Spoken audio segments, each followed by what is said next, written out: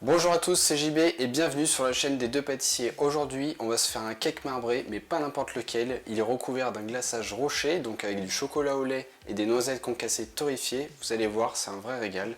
Si je peux vous donner un petit conseil, utilisez un extrait de vanille ou des gousses de vanille de bonne qualité et un cacao en poudre non sucré pour un goût plus authentique. Allez, let's go pour la recette.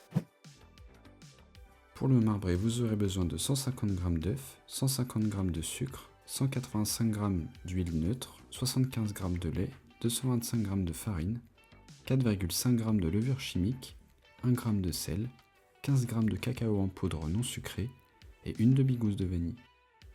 Je commence par mettre dans la cuve de mon batteur les œufs et le sucre et je les foisonne pendant 5 bonnes minutes.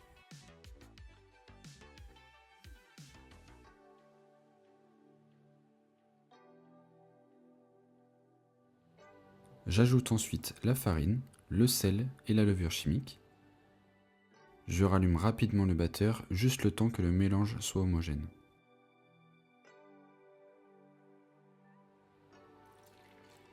Je peux ensuite ajouter le lait et l'huile légèrement tiédie.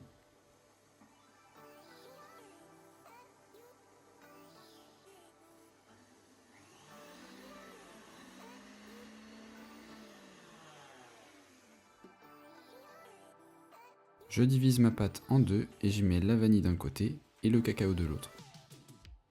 Je mélange chacune d'entre elles.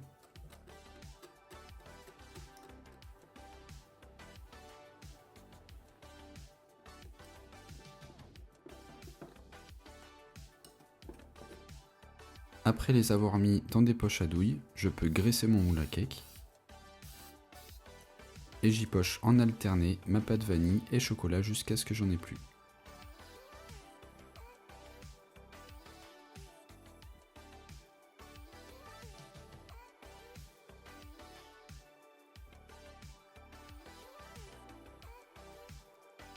Petite astuce pour avoir un joli cake, je mets du beurre pommade dans une mini poche et je viens faire un trait au milieu pour qu'il s'ouvre à cet endroit-là.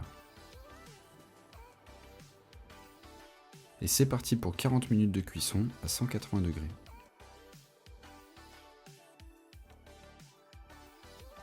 Je peux pendant ce temps préparer le glaçage rocher.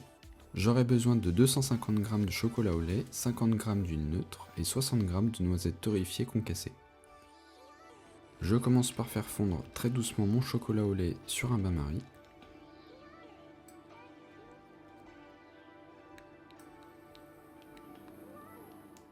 Lorsqu'il est complètement fondu, j'y ajoute l'huile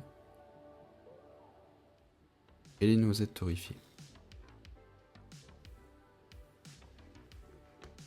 Et je le réserve à température ambiante. Quand mon cake est complètement refroidi, je vais le glacer. Pour ça, je verse l'intégralité de mon glaçage et je mets d'un pinceau pour retirer le surplus sur le dessus et m'assurer qu'il soit bien glacé sur les côtés.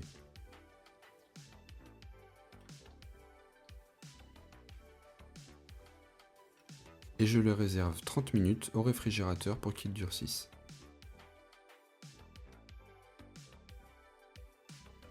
Le marbré est prêt, il n'a plus qu'à être dégusté.